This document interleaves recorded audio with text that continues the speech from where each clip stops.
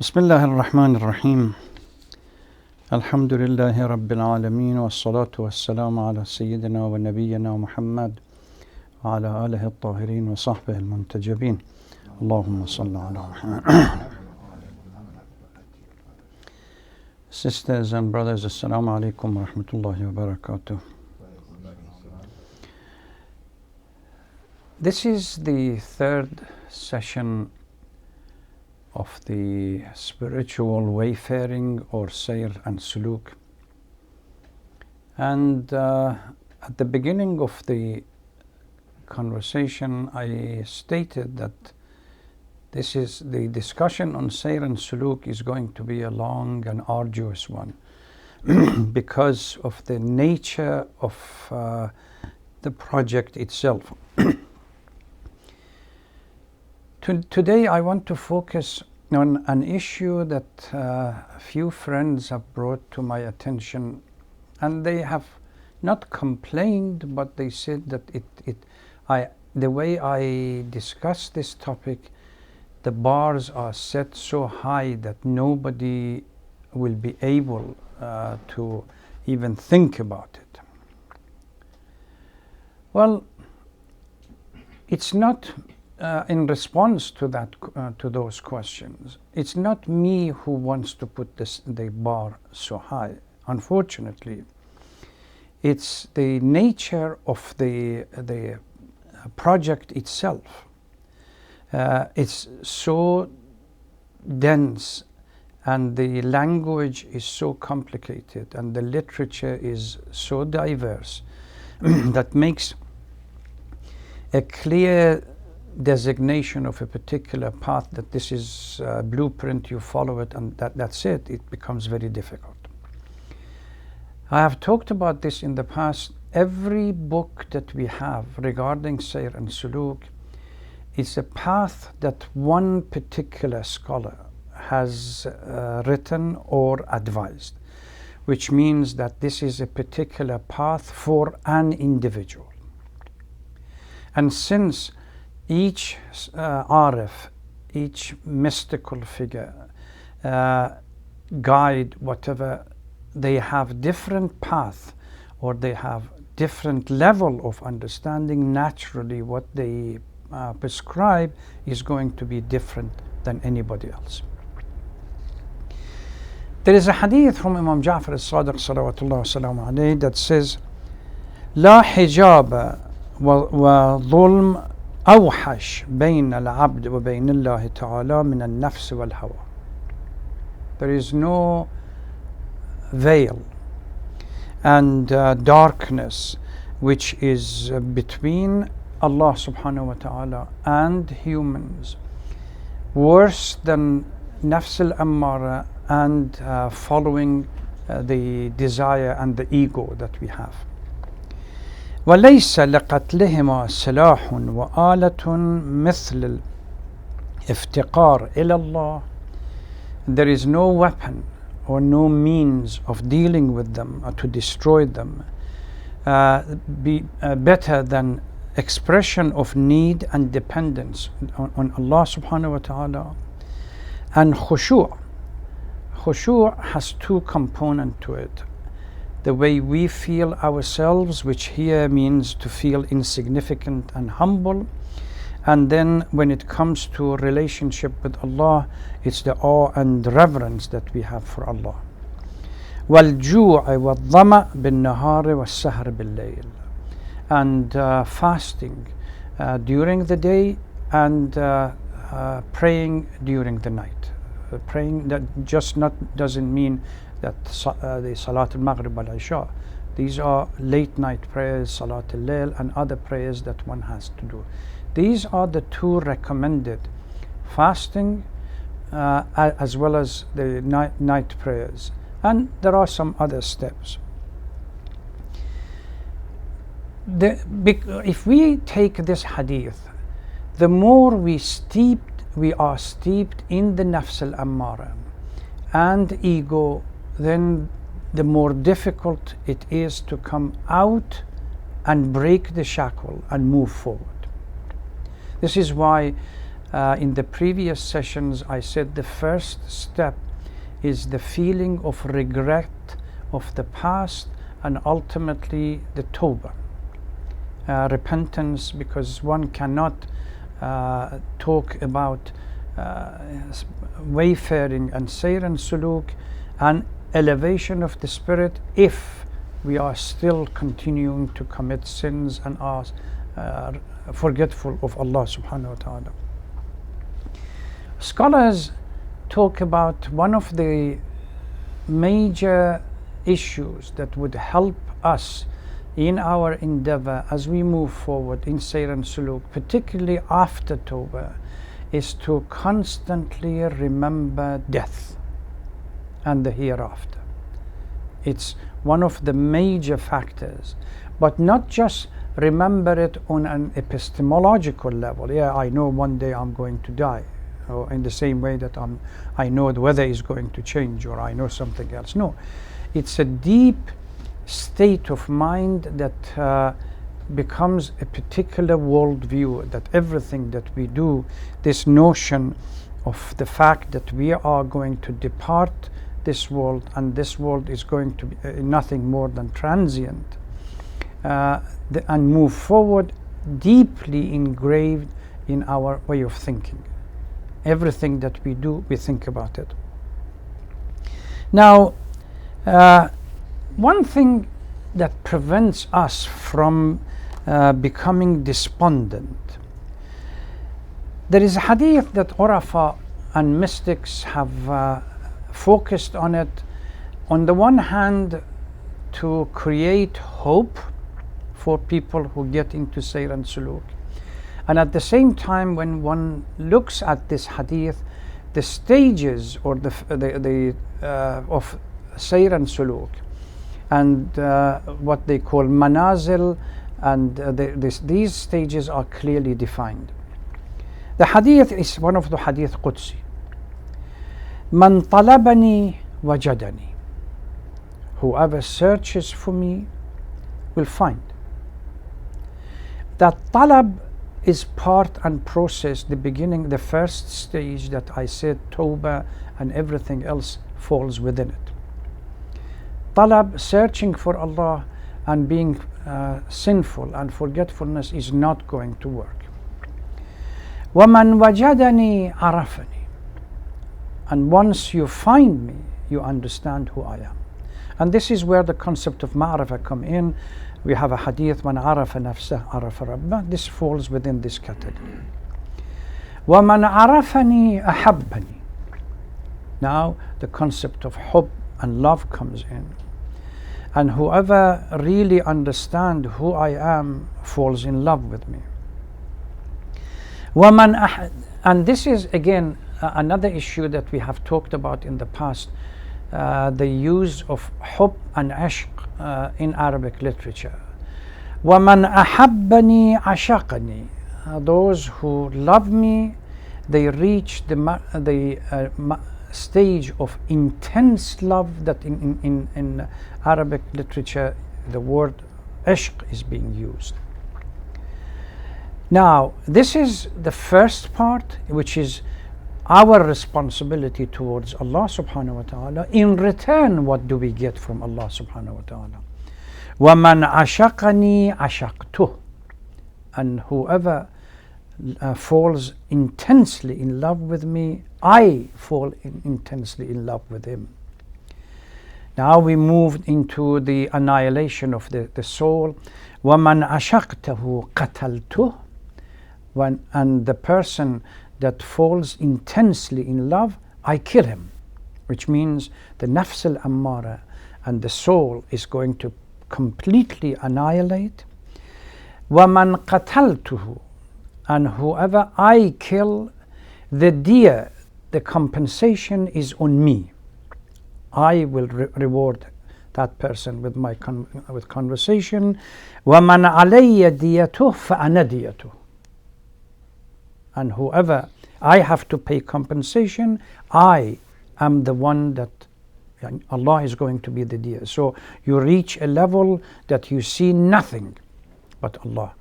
And Allah is This is the stage in which the heart of an abd, the true believer, becomes the center of the seat of glory and majesty of Allah, which reflects the image of the divine. If we go back to the story of creation, when Malaika said that أَتَجْعَلُ فِيهَا مَنْ يُفْسِدُ فِيهَا, etc., etc., and Allah subhanahu wa ta'ala said, إِنِّي أَعْلَمُ مَا لَا تَعْلَمُونَ. I know of the potential of the heart of human being, that once they reach that higher level, nothing else comes close. We have the story of Mi'raj, for example, as the Holy Prophet and Jibreel, they were traveling in the heavens. They reached a point in which, metaphorical use of language, the seat of Allah's glory was established, the center of power. Jibreel stepped back. And the Holy Prophet said, why don't you come?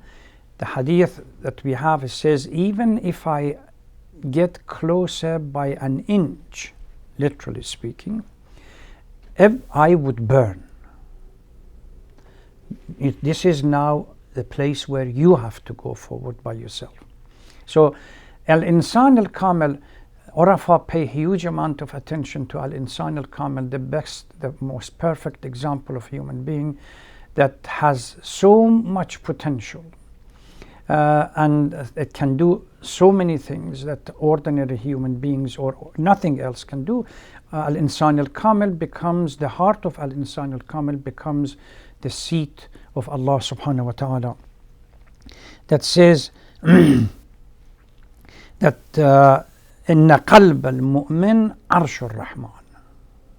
The true believer, the heart of the true believer, becomes the arsh, the seat of power for Allah subhanahu wa ta'ala. And these stages that Hadith Qudsi talks about, talab and then finding and ma'rifah and hub and ishq, and then Allah subhanahu wa ta'ala in return would reward such a person. These are stages, manazil of sayr and suluk, that the traveler has to go through step by step.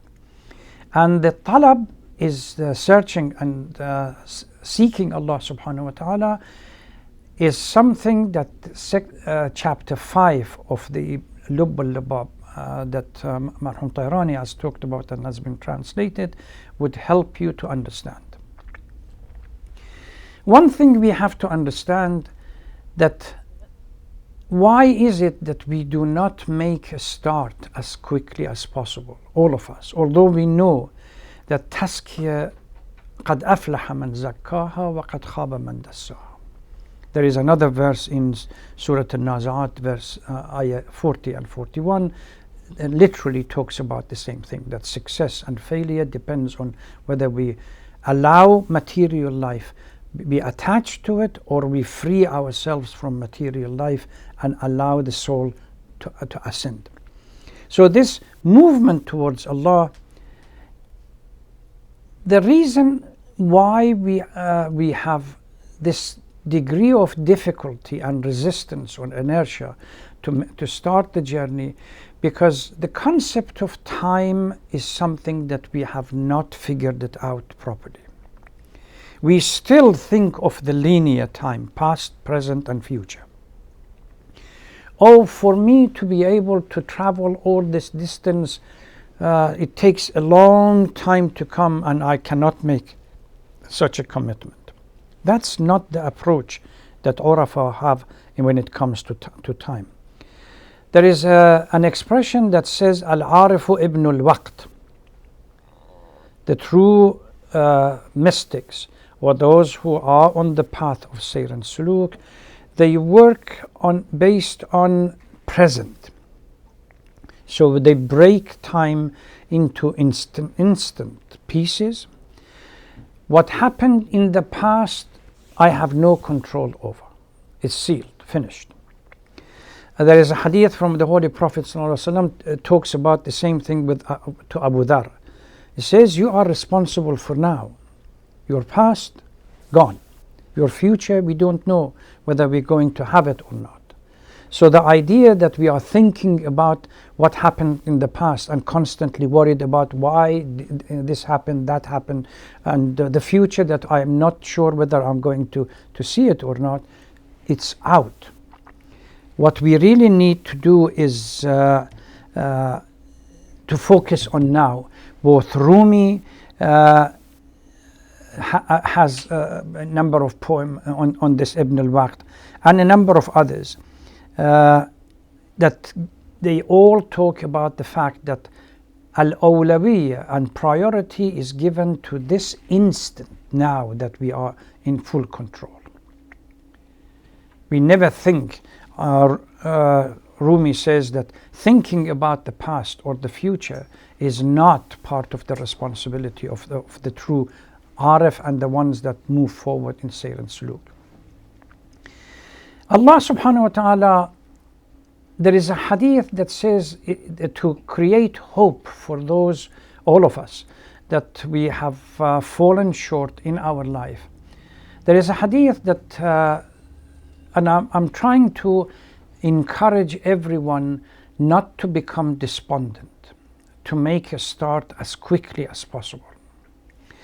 There is a hadith Qudsi, but it's narrated to Dawood, Prophet Dawood alayhi salatu wasalam. Ya Dawood, law ya'lam, if those who turned their back to me and became disobedient, if they know how much I long for them to come back.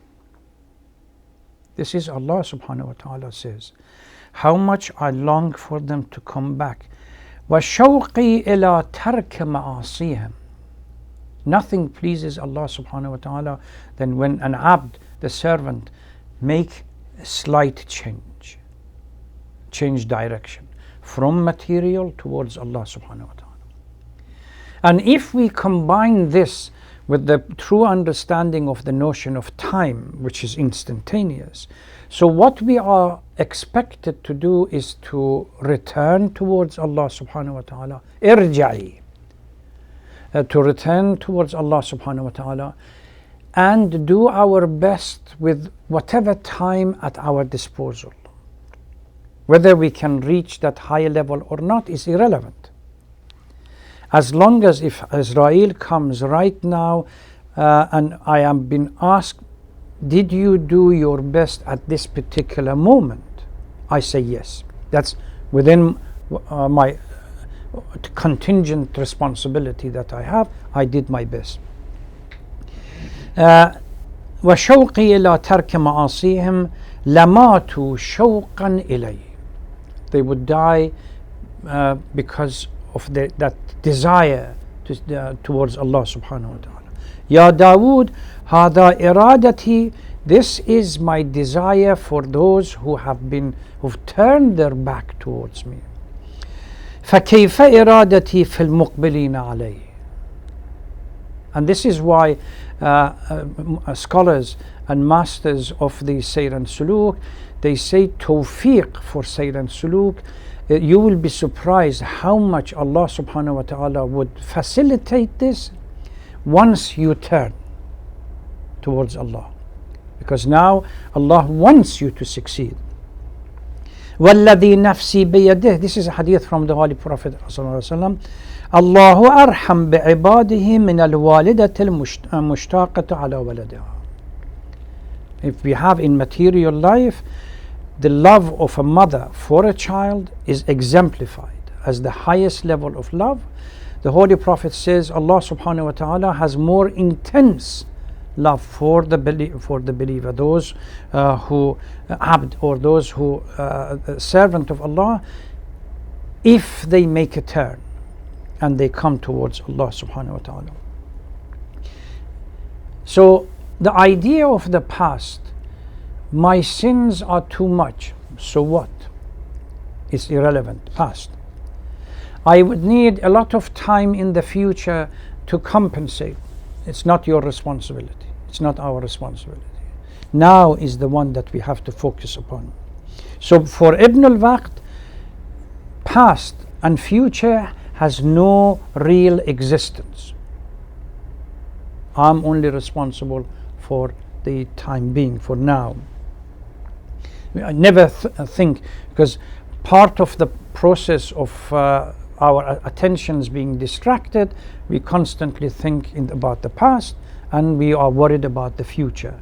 That's not our responsibility. Our responsibility is to focus on the fact that now, what is my best action right now? I have to do it, and that's what we have to focus upon. Once we start with the process, that it should be as soon as possible, there are certain things that we should do, and it takes a little bit of time. Tawbah and a number of other steps that we have to take. But at the same time, there are things that we really ought to do on a regular basis. Number one, all scholars, all mystical scholars say al-mudawama fi tilawat al-Quran. Constantly recite Quran. Irrespective of what position one is in this process, endeavor of the sayr and suluk and the journey, constantly one has to recite Quran. And what tadabbur fi ayatih, not just recite it, you read it and you think, contemplate. Marhum Allama Iqbal, there's a story about him, this philosopher from Indo-Pakistani origin. He said, as a child, my father used to tell me to recite Quran, so I used to recite it every morning and every evening. One morning as I was reciting, he passed my room and stood for a few minutes listening to me, and then came back and said, son, recite the Quran as if Quran is being revealed to you now. You are getting it from Jibreel. God is communicating with you. Not just recite Quran as a laqlaqat lisan, that you just quickly go, I have covered the Holy Quran 6 times in the month of Ramadan, or so on. But what do I remember from it? Nothing. Laylatul Qadr, we pack the centers and we all have Quran in our hand, compete with each other to recite 6 juz, 10 juz, whatever. Tomorrow morning it's gone in from one ear, out from the other, and that's it. So recitation of Quran, wa tadabbur fi ayatih, number one. Number two, going to graveyards and looking around and being, not just walking, sitting in the graveyard and thinking, creating an environment from it and putting oneself in one of these graves.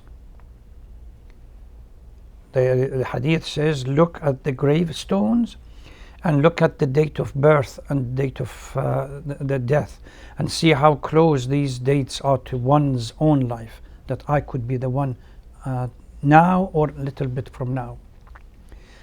So ziyarat ahl al-qubur. A third one is, as member of the same community. Remember last time when we were talking about it, one will not succeed in this project unless there is a fundamental shift and change in one's environment, lifestyle. One of the consequences of the fundamental change in lifestyle is that you begin to associate with people of like mind, that every time they see each other or they communicate with each other, they remind each other, remember, please don't forget me in Salat al-Layl. Remember, don't forget me in your du'as. And likewise, the other person does the same thing. So this is something that we really need in the change of lifestyle. We surround ourselves with people that moves us out of attachment to the world. We don't surround ourselves with people that constantly tell us, well, you should change this car because it's not, there is a brand new model is out, and there is how about a bigger house, how about more holiday, and so on. These are not the ones that constantly remind us, let's work together. You keep watch on my words. If I make a mistake, you remind me, and I'll keep watch on your words. If you make a mistake, you are being reminded. So this concept in dar from associates that we deal with them. One of the major factors or components here that all scholars of wayfaring talk about is reducing one's food intake to the basic minimum, and making sure that this small amount of food that you eat or one eats is from a halal source. So long as there is doubt as to whether the source of this food is not 100% halal, one has to avoid, stay away from it. And the famous story from Marhum Allama Tabatabai during his young days, when he had just moved from Najaf after staying with Marhum Qadi for 5 or 6 or 7 years, and went to Qom to start teaching. He said in a trip that he had to Mashhad, it happened that there was a space in the car that they had, because one of his friends that was supposed to come and join them from Tehran didn't turn up. So as they were moving out of Tehran, beginning of the highway carriage, they saw somebody, an old man, sitting in the corner far away from everybody else. Marhum Tabatabai says that his external feature looked extremely dignified. So I decided to ask everybody else within the group. I said, look, we have one space and this old man is sitting over here. How about if we bring him with me? They all said, yes, why not? We have paid for the car. So he said, I went to him and I said, we have a space, why don't you join us? He just looked at me for a while, reflecting on my features. He said, I'm prepared to come only if I sit next to you.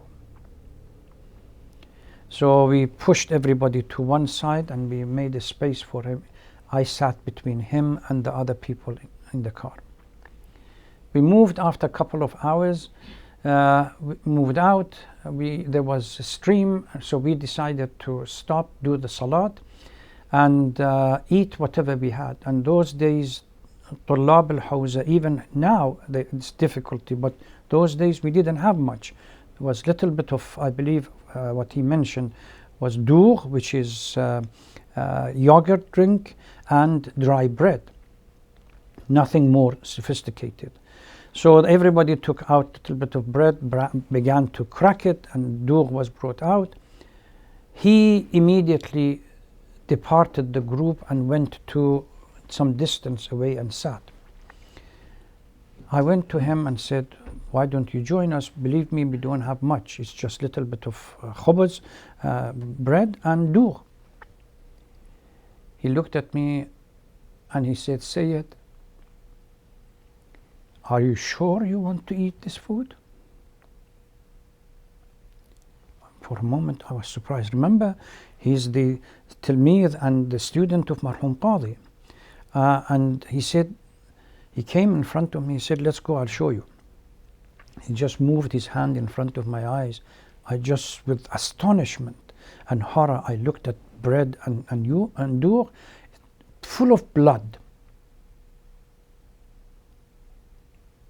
Now imagine khubz, dry bread, in Hawza, by a group of scholars that they lead austere life, and dough has shubha, najasa, that has consequence in what they eat.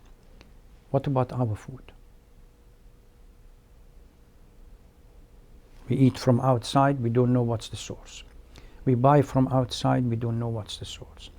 We are not sure about the meat and everything else that we buy outside. This is why scholars, Marhum Allama Tabatabai, until the last day of his death, never ate from outside, and he would make sure that all the food, particularly for the fasting 40 days fasting period, he would make it himself. And iftar would make the iftar himself. He said, after this I stepped back. He said, come back, I have a little bit of clean food that you can eat. So he opened his box. There were a little bit of just dry bread. And subhanallah, this is Allama Tabatabai. He says, subhanallah, although my life was based on dry bread and everything else, I never tasted dry bread as tasty as the one he gave me.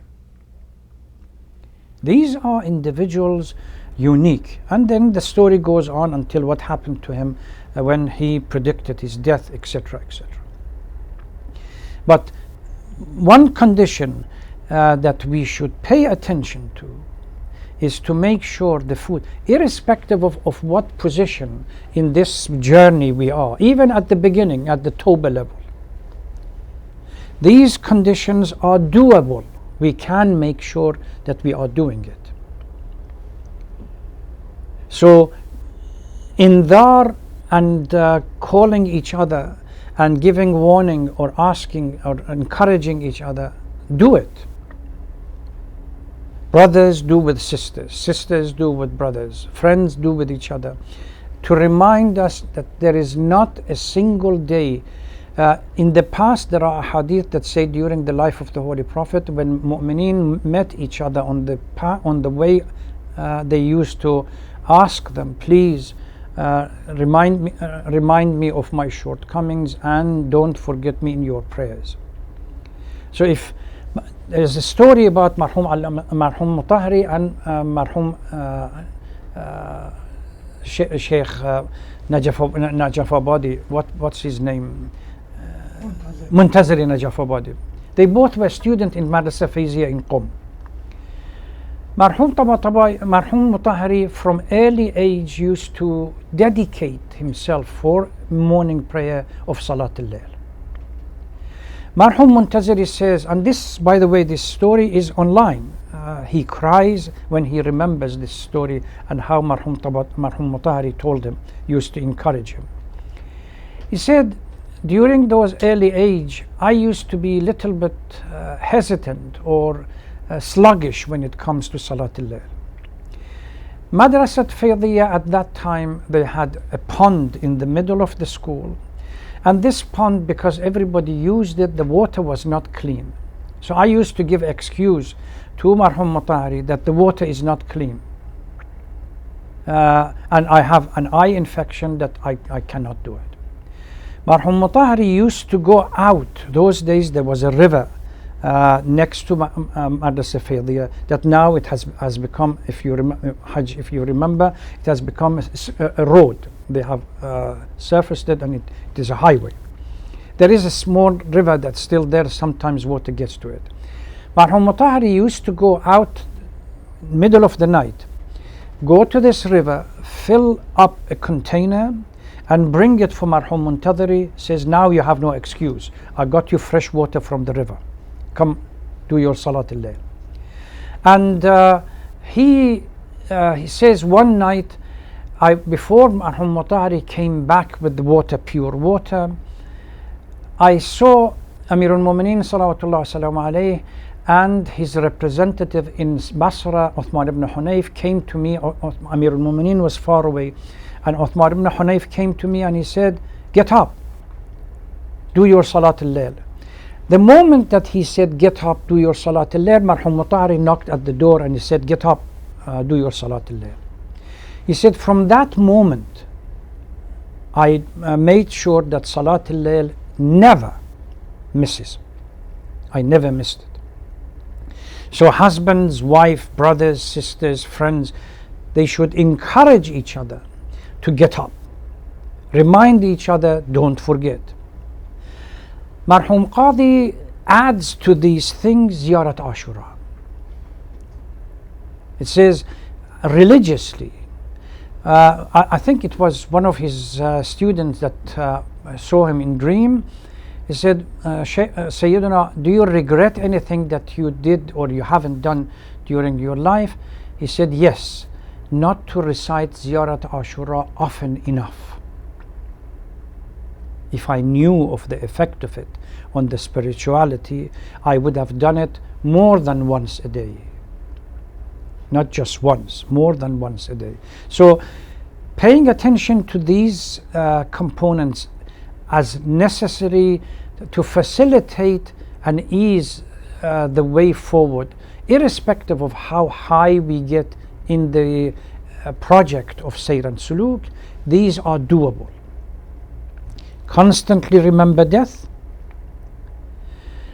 tadabbur tilawat al-Quran wa tadabbur fi ayatih, even 2 or 3 or 4, 1 page of Quran, but with due attention is much better than anything else. It's quality, not quantity. Number 3, going to Ziyarat Ahl al-Qubur. Not once in a while. Make it a habit to go there and sit, not just pass through the grave and say Bismillah ar-Rahman ar-Rahim, Hamd and Surah and come out. No. Find a location and sit. Try to imagine yourself or oneself that next time is mine, if I'm lucky. Then indar of each other, and particularly these two, focusing on the food that we eat, even a small quantity of it. But halal is much better than say become indulgent in food that we are not sure what how they have, what the ingredients are, how they have cooked it, what, etc., etc. A lot of time we go and rely on the information provided by the shop or the restaurant or somewhere else, and only to find out that they were far from the truth.